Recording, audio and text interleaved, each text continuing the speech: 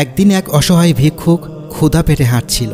ভিক্ষুকের আশেপাশে এমন কেউ ছিল না যে তাকে কিছু খাবার দিয়ে সাহায্য করতে পারবে। ভিক্ষুক একটু খাবারের আশায় এদিক সেদিক হাঁটতে লাগলো। হাঁটতে হাঁটতে ভিক্ষুক দেখতে পেল বিশাল এক আলিশান বাড়ি। বাড়ির দরজায় আবার দারোয়ানও রয়েছে। বাড়ির সামনে বেঁধে রাখা হয়েছে একটা কুকুরকে। সেই কুকুরটিকে খাবারের মাংস দেওয়া হয়েছে। এই দেখে ভিক্ষুক মনে করল সে বাড়িতে যেয়েই একটু খাবার চাইবে, কারণ যে বাড়ির মানুষ কুকুরকে এত ভালো খাবার দেয় সে একজন ক্ষুধার্ত মানুষকে তাহলে অবশ্যই ভালো খেতে দিবে। অনেক আশা নিয়ে ভালো কিছু খাবারের প্রত্যাশায় ভিক্ষুক সে বাড়ির গেটে গিয়ে দাঁড়ালো এবং সে বাড়ির দারোয়ানকে বলল, ভাই, আমি খুবই ক্ষুধার্ত, আপনি কি আমাকে কিছু খাবার দিতে পারেন? দারোয়ান তখন ভিক্ষুকের উত্তরে জানালো, ভাই, আপনি এখানে দাঁড়িয়ে অপেক্ষা করেন, আমি আমার মালিককে বলে আপনার জন্য খাবার নিয়ে আসছি। ভিক্ষুককে দাঁড় করিয়ে রেখে দারোয়ান বাড়ির ভেতরে চলে গেলেন এবং সে বাড়ির মালিককে বললেন, সাহেব, বাহিরে একজন ভিক্ষুক দাঁড়িয়ে, সে খুবই ক্ষুধার্ত, তাকে দেখেই বোঝা যাচ্ছে সে ক্ষুধা সহ্য করতে পারছে না। আপনি যদি তাকে কিছু খাবার খেতে দিতেন তবে ভিক্ষুকের ক্ষুধা নিবারণ হতো। এরপর সে বাড়ির মালিক যা উত্তর দিলেন সেটা দারোয়ান একদমই আশা করতে পারেননি। সে বাড়ির মালিক বললেন, তোমাকে আমি কাজে রেখেছি আমার বাড়ি পাহারা দেওয়ার জন্য, কোনো ভিক্ষুকের হয়ে খাবার চাইতে আসার জন্য নয়। আমার বাড়িতে কি খাবার উড়ে উড়ে আসে যে আমি যাকে তাকে খাবার দিতে পারবো? কোনো খাবার নেই বাসায়, যাও নিজের কাজ করো কি, আর কাজ করতে না পারলে বলবে, অন্য কাউকে কাজে রেখে দেব। দারোয়ান মন খারাপ করে আর কিছু না বলে সেখান থেকে চলে আসে আর মনে মনে কষ্ট পেয়ে ভাবতে থাকে, ভিক্ষুকটি এত ক্ষুধার্ত, অথচ তাকে এখন না খেয়ে ফিরে যেতে হবে।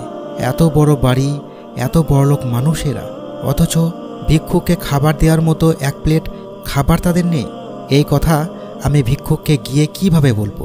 এসব ভাবতে ভাবতেই দারোয়ান ভিক্ষুকের কাছে চলে যায় এবং তাকে বলে, ভাই, কিছু মনে করবেন না, এ বাড়ির মানুষেরা ডায়েট করছে সুস্থ থাকার জন্য, তাই বাড়িতে যথেষ্ট খাবার নেই, যা ছিল তারা খেয়ে ফেলেছে। তুমি বরং এই 10 টাকা রাখো, আমার পকেটে এটাই ছিল, এই দিয়েই কিছু কিনে খেয়ে নিও, আর পারলে আমাকে মাফ করে দিও, তোমাকে এক প্লেট খাবার খাওয়াতে পারিনি আমি। এইসব কথা শুনে ভিক্ষুক যেমনি একদিকে কষ্ট পেল, অন্যদিকে সে দারোয়ানের ব্যবহারে সন্তুষ্ট হয়ে তার থেকে 10টি টাকা নিয়ে আল্লাহর দরবারে তার জন্য দোয়া করল, হে রাব্বুল আলামিন, যে আমাকে তার পকেটে যা ছিল তাই আমার ক্ষুধা নিবারণের জন্য দিয়ে দিল, তাকে তুমি দুনিয়া এবং আখিরাতে ধনী করে দিও, সে যেন অনেক সম্মান লাভ করতে পারে। এরপর সালাম জানিয়ে ভিক্ষুক সেখান থেকে চলে যায়। এরপর কিছুদিন পরে দারোয়ান একটি লটারিতে প্রথম পুরস্কার জিতে নেয় এবং সে অনেক টাকা পেয়ে যায়। সে টাকা দিয়ে দারোয়ান নিজের ব্যবসা শুরু করল। দেখতে দেখতে দারোয়ান ব্যবসা জগতে প্রতিষ্ঠা লাভ করল এবং সে অনেক টাকার মালিক হলো। এরপর দারোয়ান নিজের টাকা দিয়ে একটি আশ্রম খুলে ফেলল। সে আশ্রমে অসহায় বৃদ্ধ বৃদ্ধারা, এতিম শিশুরা সহ সহায় সম্বলহীন মানুষেরা থাকত। এদিকে দারোয়ান যে বাড়িতে কাজ করত সে বাড়ির মালিক ও তার স্ত্রীকে তার ছেলে ও ছেলের বউরা মিলে জোর করে দারোয়ানের আশ্রমে রেখে গেল। তারা যখন দেখল যে আশ্রমের মালিক তাদের বাড়ির দারোয়ান, তখন তারা অবাক হয়ে গেল। একদিন যাদের আশ্রয়ে দারোয়ান থাকত, আজ তারাই দারোয়ানের আশ্রয়ে।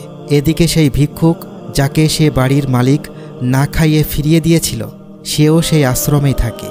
প্রিয় বন্ধুরা, এই পৃথিবীতে এমন অনেক মানুষ আছে যারা সারাদিনে একবেলা পেট ভরে খেতে পারে না। একটু খাবারের জন্য তারা রাস্তায় রাস্তায় ঘুরে বেড়ায়, আর আমরা কত খাবার নষ্ট করি, ফেলে দিই। কিন্তু আমরা যদি আমাদের খাবার নষ্ট না করে অনাহারে থাকা মানুষদের খেতে দিই, তাহলে তারা অন্তত একবেলা খেতে পারবে। আমাদের যার কাছে যা আছে তাই নিয়ে অসহায় মানুষদের পাশে দাঁড়ানো উচিত। আপনার সামান্য সাহায্যে দেখবেন কোনো অসহায় মানুষ খুশি হয়ে যাবে। অসহায় এই মানুষগুলোর মুখের হাসি দেখলে দেখবেন আপনার নিজের মনটাও ভালো থাকবে, আপনার দিনটাও ভালো কাটবে। আমাদের ভাগ্য কখনোই এরকম থাকে না। আজ যে ধনী সে হয়তো কাল গরিব হয়ে যেতে পারে। তাই আমাদের সকলের উচিত নিজেদের অহংকার বোধকে শেষ করে দিয়ে সকল অসহায়দের পাশে দাঁড়ানো।